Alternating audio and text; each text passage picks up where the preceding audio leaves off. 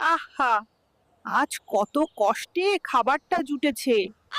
শান্তিতে বসে একটু খেতে পারলে ভালো হতো। আরে বাহ, আজ তো ভাগ্য ভালো। কাকের মুখে খাবার, একটু বুদ্ধি খাটালেই খাবার আমার।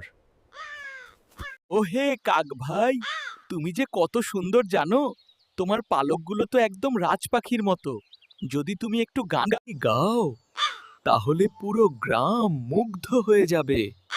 ওহ, তুমি এত প্রশংসা করছো, কিন্তু আমি জানি শুধু প্রশংসার পেছনে লোভ লুকিয়ে থাকে। তবুও দেখি কি করা যায়। শিয়াল ভাই, গান গাওয়ার আগে একটা কাজ করতে হয়।